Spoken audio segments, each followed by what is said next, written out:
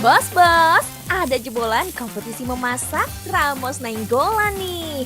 Chef, trainer F&B, sampai kreator konten kuliner yang aktif berbagi resep di media sosial ini kembali melebarkan sayap bisnisnya loh bos.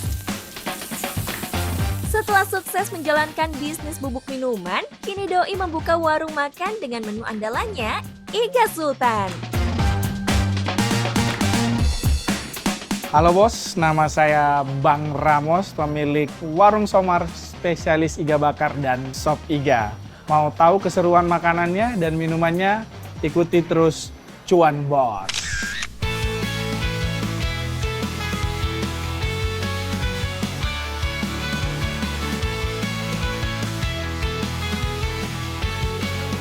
Bos, di dunia bisnis, Bang Ramos bukan pemain baru. Setelah lulus dari ajang kompetisi memasak di salah satu TV swasta, Doi berkecimpung di bisnis F&B dengan memproduksi minuman bubuk dan sirup. Kalau untuk bergerak di bidang F&B, sebenarnya udah dari tahun 2012. Di mana 2012 sampai sekarang masih bergerak di bidang produksi pabrik untuk bahan baku minuman berupa bubuk sama sirup. Tapi kalau untuk bisnis B2C-nya, restorannya itu sebenarnya udah bisnis yang ke-6 kali ya. Tuh bos, ini udah bisnisnya yang ke-6. Dan kini, resto yang mengusung makanan rumahan menjadi bisnis terbarunya. Nama Warung Somar diambil dari kebalikan nama Doi loh bos. Dan kenapa pilih Warung Somar? Karena aku rasa makanan Nusantara, makanan rumahan itu nggak membosankan, terus halal. Tapi memang tagline yang kita angkat di sini lebih ke iga sapi, di mana iga sapi juga yang kita pakai kualitasnya juga impor. Bahkan metode-metode yang dipakai untuk masak juga agak berbeda atau mungkin masih jarang ada di tempat lain dengan harga yang sangat terjangkau. Gading Serpong dipilihnya sebagai lokasi Warung Somar. Jelas, ada alasan tersendiri kenapa Doi pilih Gading Serpong, bos. Pertama memang karena saya juga warga yang tinggal di sini udah dari tahun 2012 juga di daerah Gading Serpong. Terus aku lihat warga Gading Serpong itu kurang lebih hampir seperti kayak orang Jakarta. Jadi menghabiskan waktu untuk masak di rumah itu sangat jarang lah, lebih banyak makan di luar. Jadi market yang makan di luar, makanan rumahan masih besar. Jadi kita berharap dengan kita buka Warung Somar ini bisa membuat orang untuk datang makan lebih sering, datang lagi gitu. Tak tanggung-tanggung, Doi langsung pesan 3 ruko. Dari konsep sampai desain warungnya, Doi yang merancang dari awal loh bos. Gak cuma kasih fasilitas tempat makan yang nyaman, kualitas rasanya juga jadi poin utama dong bos.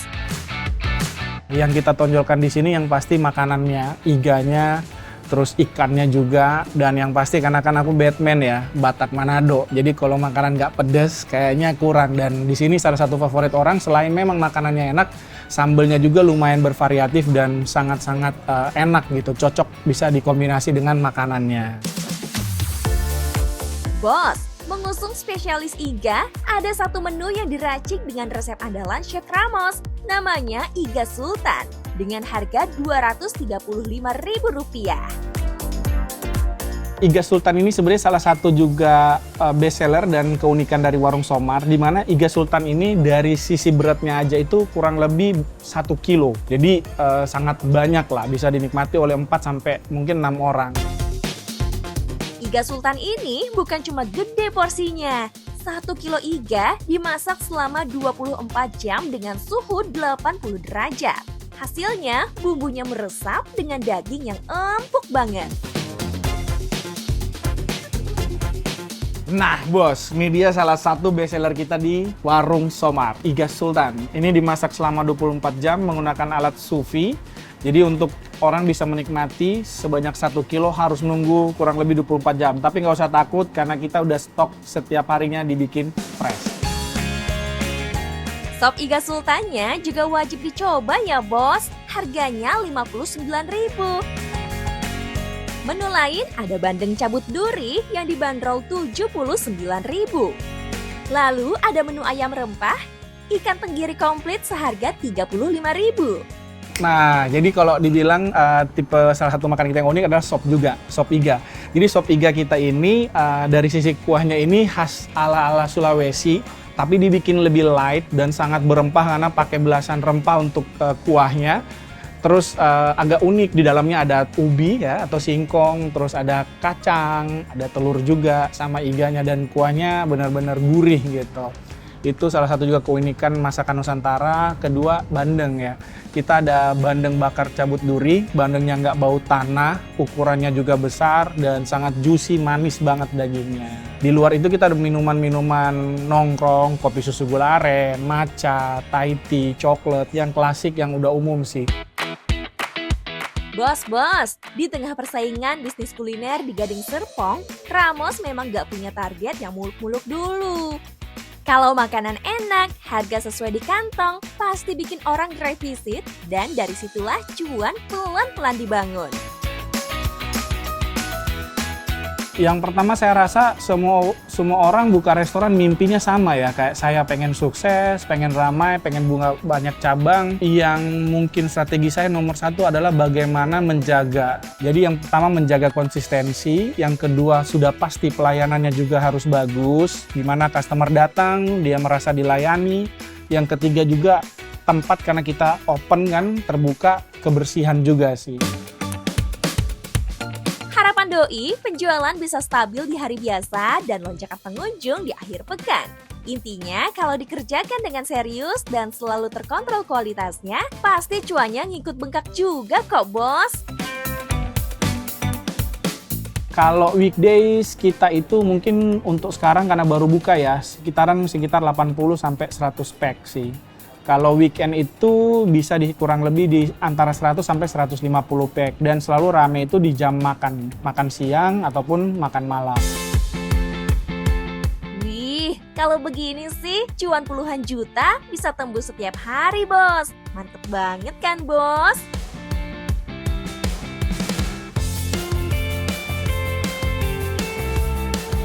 Nah bos, buat kalian yang pengen buka atau pengen punya usaha F&B, gak usah ragu. Yang penting nomor satu harus bisa jaga konsistensi makanan ataupun minumannya. Yang kedua, pelayanannya juga harus bagus. Dan yang ketiga, kebersihan. Tapi yang paling penting dari semua itu, bisnis itu bukan direncanakan, tapi dieksekusi. Yang penting, cuan bos.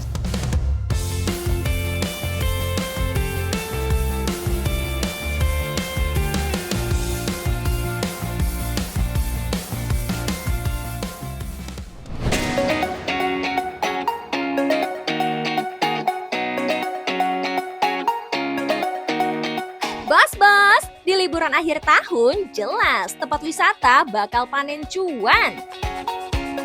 Mau yang outdoor atau indoor, semua kebanjiran pengunjung, bos. Nah, kalau bisnis yang satu ini berhasil kasih yang beda.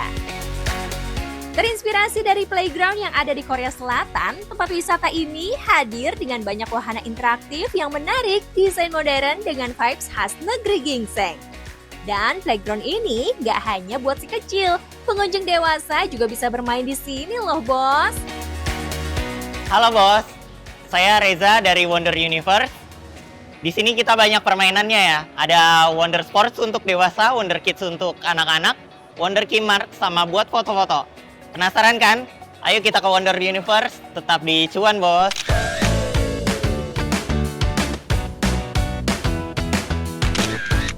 Bos, gak bisa dipungkiri, demam Korea masih berlanjut sampai hari ini. Dari K-drama, K-pop, hingga kulinernya punya banyak peminat di Indonesia. Peluang inilah yang diambil sama pelaku bisnis wisata ini, menghadirkan playground khas Korea Selatan. Wonder Universe ini memang mengadaptasi dari Korea langsung ya. Jadi di Korea itu ada namanya Wonder Space. Konsepnya mirip kayak Wonder Universe. Kita mirip banget karena memang masih satu grup. Terus kalau misalnya yang Korea banget, kita ada di Wonder Kimart juga. Ada konsep kayak makan ramen,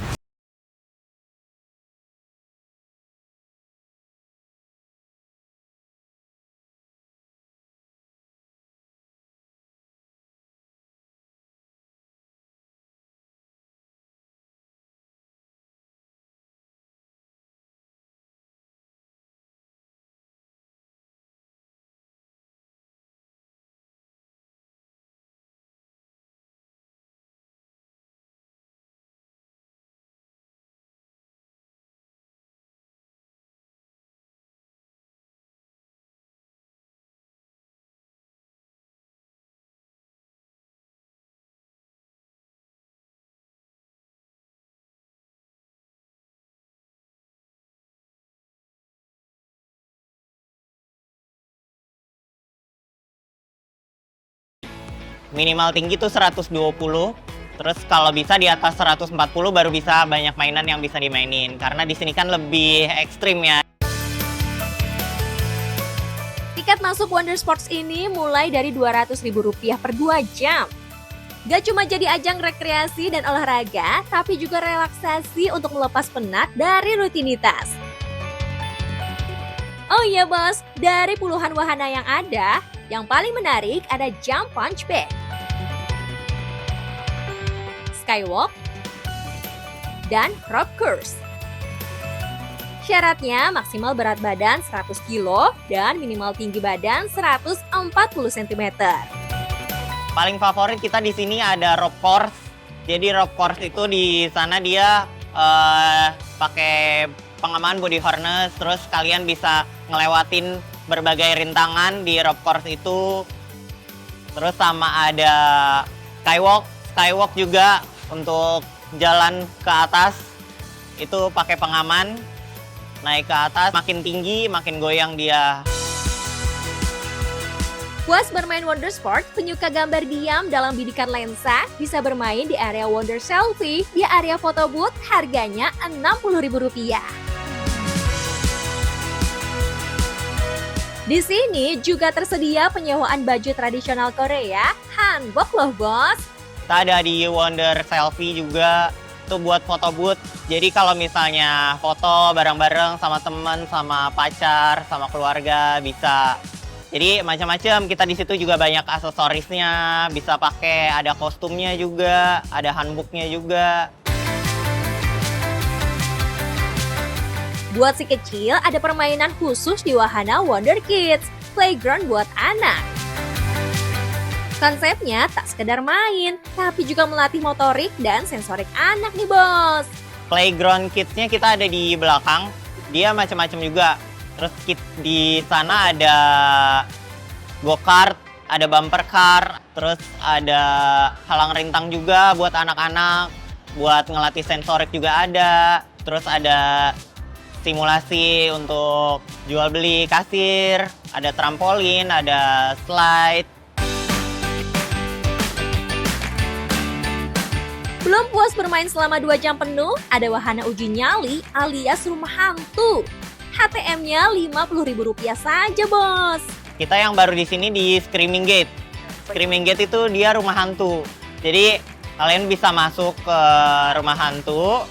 Nanti di sana juga ngelewatin bagai rintangan ya. Kalau bisa hati-hati sih, banyak yang ngagetin soalnya gitu. Nah bos, kalau bisnis semacam ini jelas banget peaknya ada di masa liburan. Karena playground bukan hanya tempat anak-anak bermain, tapi juga menjadi bagian dari gaya hidup keluarga urban. Tapi karena banyaknya hiburan serupa, strategi marketing harus jalan, biar cuannya juga ngejar. Kalau misalnya liburan kayak gini, kita justru malah jadi ada promo ya. Kalau misalnya hari biasa malah nggak ada promo kok. Lebih ke liburan ini banyak promonya sih. Jadi kita benar-benar narik orang supaya banyak yang main di sini. Meski memberikan promo potongan harga tiket sampai 25%, yang dikejar justru kuantitas jumlah pengunjung. Kita bisa sampai satu hari itu bisa 300 sampai 400 orang ya masuk ke sini gitu. Justru malah kalau misalnya musim liburan ini kita meningkat drastis ya. Kemungkinan bisa lebih dari 400 orang ya yang buat hari liburan kayak gini. Nah, kalau sehari bisa mencapai ratusan pengunjung, omsetnya jelas tembus puluhan, bahkan ratusan juta rupiah. Gak kaleng-kaleng, bos. Nah bos, kalau misalnya main ke Wonder Universe, datangnya di weekend, waktunya terbatas. Jadi kalau bisa manfaatin waktu dengan baik dan benar ya. Terus tetap ikuti peraturan mainnya. Yang penting tetap cuan bos.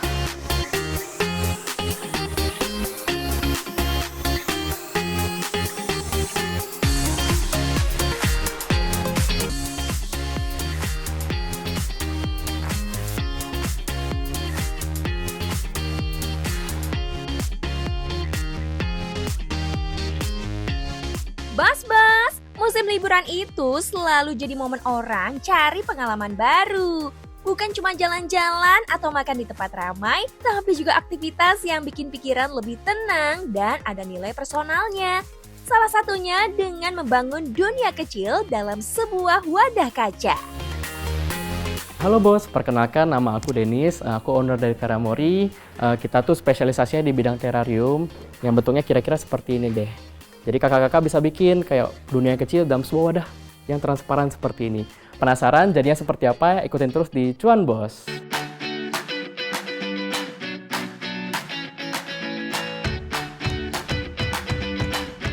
Bos, Terramori bukan lahir dari tren yang dipaksa, tapi dari ide sederhana yang relevan dengan kehidupan kota saat ini. Sebuah bisnis yang berangkat dari kebutuhan mental dan keinginan untuk menenangkan diri. Dari awal Terramori itu kita berdiri itu April 2024. Sebenarnya basis dari Terramori sendiri itu bisnis idea ya. Karena dari kampus yang kita lanjutkan sebenarnya. Kenapa bisa ada ide ini? Karena sebenarnya ceritanya itu cukup lucu ya, cukup random. Berawal dari gak bisa tidur, terus suka scroll, lihat orang bikin terrarium supaya calming, supaya bisa tidur gitu. Sampai di mana dosenku meminta untuk kita punya ideation untuk project kita, ya ini aku bawakan sih. Dennis lihat satu hal penting. Di era digital, orang bisa kelelahan secara mental dan butuh aktivitas yang bisa bikin fokus kembali. Dari situlah Terramori dibangun, bukan sebagai produk massal, tapi sebagai bisnis ide dengan nilai relaksasi dan kreativitas. Nah bos, sebenarnya apa sih terrarium itu? Kenapa benda kecil di dalam kaca ini bisa jadi pilihan banyak orang saat liburan? Terrarium sendiri secara singkatnya ya itu adalah sebuah replikasi sebenarnya atau tiruan yang hidup dari sebuah ekosistem. Kita bisa bikin mungkin kayak hutan, kita bisa bikin kayak mungkin bukit, gunung di dalam sebuah wadah kaca. Wadah yang transparan karakteristiknya. Kita kan tinggal di perkotaan ya kak. Buat orang nanam segala macam itu kan lahannya sempit kadang-kadang. Jadi mungkin wadah dari kaca yang kecil itu bisa jadi opsi yang lebih good gitu. Secara bisnis, terrarium menjawab dua masalah sekaligus. Pertama, keterbatasan ruang hidup di perkotaan. Kedua, kebutuhan akan ruang hijau yang menenangkan. Dengan ukuran kecil, terrarium bisa jadi dekorasi sekaligus media relaksasi. Makanya, produk ini bukan cuma tren visual, tapi juga bagian dari gaya hidup urban, bos.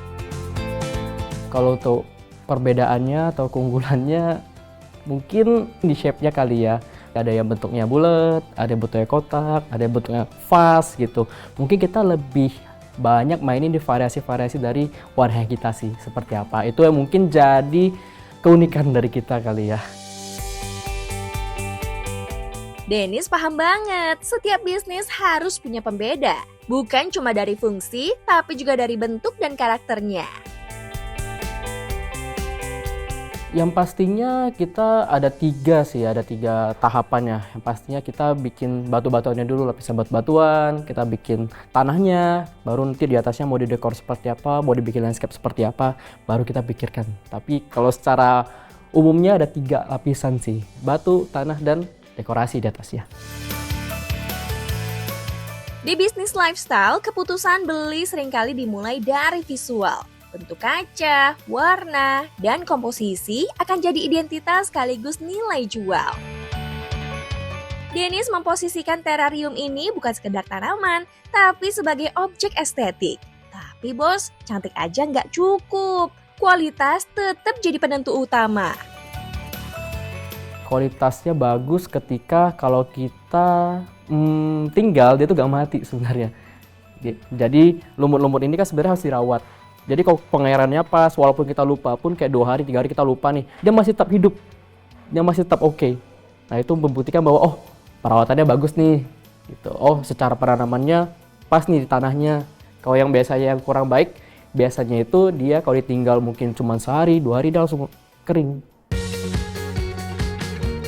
Oke, nah bos, jadi ada 2 jenis nih lumut-lumutan kita, ada yang hidup dan ada yang preserve juga atau diawetkan. Jadi kalau yang hidup caranya adalah kita bisa buka dan kita semprot.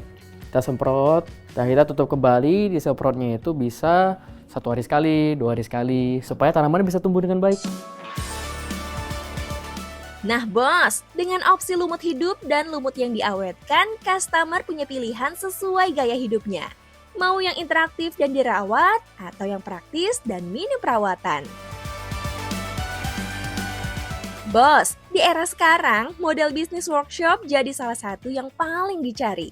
Karena pola konsumen sudah berubah, orang bukan cuma mau beli produknya, tapi mau punya pengalaman. Workshop memberi 3 nilai sekaligus, bos. Ada aktivitasnya, ada hasil yang bisa dibawa pulang, dan ada cerita di baliknya. Itulah kenapa workshop terrarium jadi jawaban untuk pasar perkotaan. Kita kalau misalnya kita bagi, kita ada sessionnya itu ada 4 sesi. Kita ada 4 sesi di sini, kita open setiap hari juga. Kita mulai dari jam 10 sampai jam 9 malam biasanya gitu. Tapi tergantung reservasi gitu. Kadang-kadang kan ada yang nggak ada yang ada gitu ya. Itu kita isi sih. Di balik workshop yang kelihatannya santai, ada sistem bisnis yang terus berjalan. Karena di bisnis berbasis ide, yang dijual bukan cuma produk, tapi relevansi. Kalau dari kita sih sebenarnya kita pastinya setiap hari, setiap kita kosong pastinya kita research and development terus. Kita lihat apa yang bisa kita kembangkan lagi, apa yang bisa kita evaluasi lagi, apa yang bisa kita perbaiki lagi. Hari per hari kan pasti ada celah-celahnya ya. Yang dikumpulkan biasa kita diskusi, gimana cara nyelesainnya segala macam. Dan mungkin kalau misalnya untuk memperkenalkan kita ya basic di sosial media sih. Secara bisnis, Dennis tidak mau terkunci di satu segmentasi. Strategi mereka jelas, membuka akses seluas mungkin. Kita pengen terrarium kita bisa dinikmati atau bisa diakses oleh semua kalangan. Jadi kita tuh berusaha kayak setiap lini itu ada harganya. Jadi kalau kakak lihat di price-nya kita tuh jaraknya itu paling 100. Jadi dari yang 100 ribuan sampai yang 1 juta juga ada. Jadi semua lini kita bisa sediakan. Dengan range harga dari Rp129.000 hingga hampir Rp1 juta, customer bisa masuk dari level pemula sampai ke produk yang lebih premium. Lalu, dari aktivitas seperti ini, seberapa besar sih potensi cuannya, bos? 50 sampai 100 orang ya per bulan ya. Ya itu range-nya ya, bisa jadi itu kurang, bisa jadi itu lebih. Dengan rata-rata 50 sampai 100 peserta per bulan dan harga workshop di kisaran ratusan ribu, Denny sudah punya aliran omset yang stabil, bahkan maksimal bisa tembus 100 juta per bulan.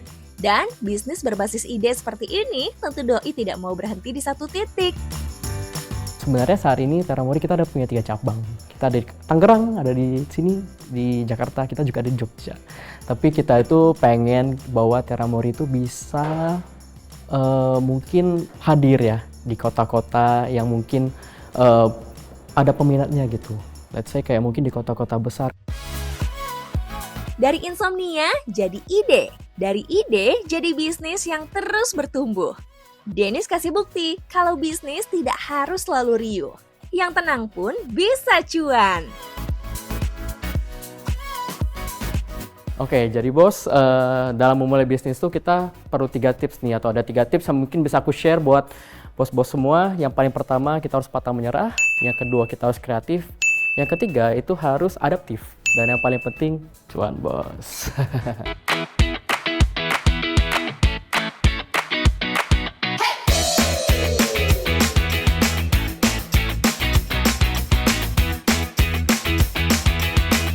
Wadidaw, Jogja diserbu jutaan wisatawan nih bos. Dari rumah makan hingga tempat wisata jelas panen cuan. Seperti bisnis kuliner satu ini, kedai makan Mbak Pesta. Omsetnya melejit naik dari sejak pertama kali buka tahun 2024 sampai di musim liburan ini pun selalu penuh pengunjung bos.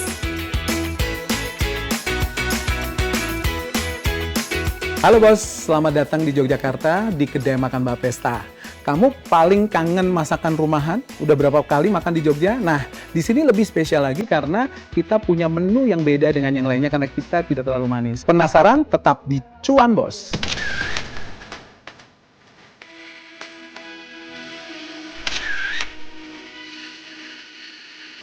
Bos, meski menyajikan menu rumahan, tapi yang ini super enak dan beda. Kata Pak Uli, kalau udah mampir ke sini, jangan lupa icipin menu botok telur asinnya yang jadi menu favorit pelanggan. Telur asinnya juga jadi pelengkap di menu garang asem loh, bos. Nah, kalau di restoran lain, ikan salmon jadi sashimi dan sushi. Di sini malah diolah jadi pepes nih, bos. Bahkan ada gecok ganem yang dibuat dari daging sapi cincang dan aneka rempah dengan kuah santanya yang manis gurih. Aslinya ini makanan keraton yang disajikan untuk para sultan dan keluarga kerajaan loh, bos. Sementara yang ini namanya ayam oli, bos. Ayam yang dibumbui dan dimasak dengan gula merah sampai warnanya mirip kena siram oli. Uniknya di sini, semua minumannya khas Jawa, bos. Mulai dari teh kerampul sampai aneka minuman rempah atau jamu-jamuan. Yang pengen makan tipis-tipis bisa juga, bos. Ada cemilan seperti cookies dan cara gesi. Kalau bedanya dengan yang lain tuh pertama memang kita nggak terlalu manis, nggak manis malahan kadang-kadang. Terus kayak menu pepesnya juga sangat beda. Menu pepesnya bukan pepes Jawa, tapi lebih kayak pepes Sumatera. Nah, karena kenapa saya bidik itu juga karena di sini juga banyak warga Sumatera yang datang di sini sih, gitu. Selebihnya itu adalah kita menghadirkan makanan lebih fresh aja setiap hari. Oh iya, bos, bisa menyajikan aneka masakan rumahan yang unik ini, Pak Uli butuh ahli masak yang handal. Dia adalah Mbak Parti alias Mbak Pesta, yang juga jadi inspirasi nama kedai makan ini, bos. Nah, ini adalah salah satu menu paling favorit di tempatnya kita adalah botok telur asin yang kita ambil dari telur asin yang fresh dan menunya itu baru kita masak setiap harinya.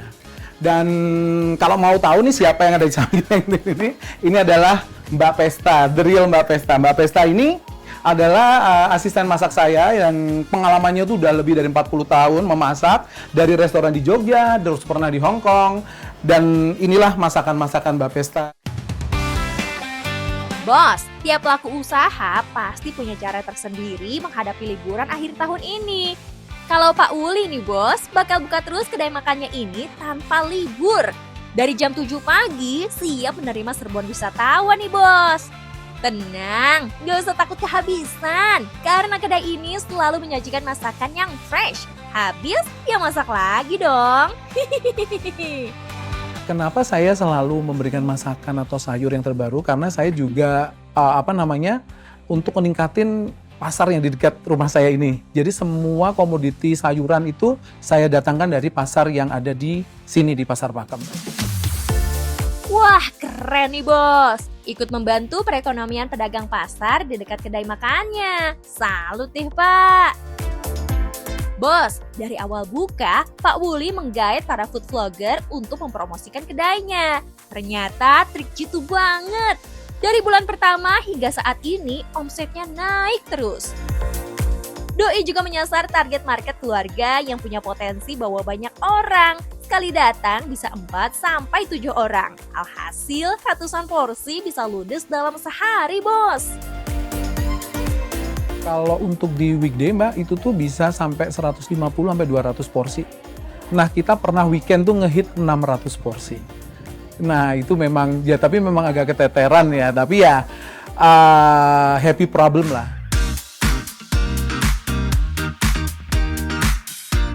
Jika satu orang pengunjung menghabiskan sekitar 50 ribuan, maka dalam sehari cuan yang masuk sekitar 7,5 juta sampai 8 juta, bos. Nah, kalau per bulan bisa tembus ratusan juta dong, bos. Sejak masih bekerja kantoran, Pak Uli sudah punya cita-cita membuka kedai makan. Bahkan saking niatnya, Pak Uli mulai ngumpulin modal dan peralatan masak sejak 6 tahun lalu, bos. Bekerja di sebuah corporate juga tidak menjadi sesuatu hal yang aman nih di dalam berkarir. Makanya saya sudah langsung memastikan diri untuk saya harus menjalankan bisnis ini.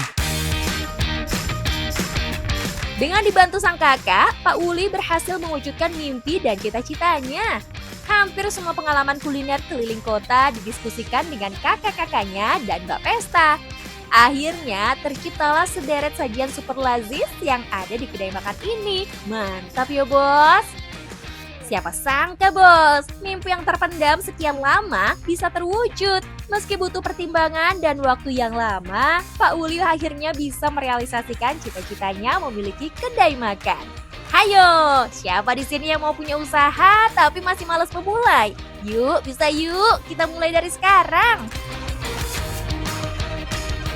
Bos, setelah maju mundur nggak yakin bakal merealisasikan resto ini, akhirnya kejadian juga nih kedai makan Mbak Pesta. Hanya dengan dua hal, yang pertama adalah keberanian dan kedua adalah niat dan pasti cuan bos.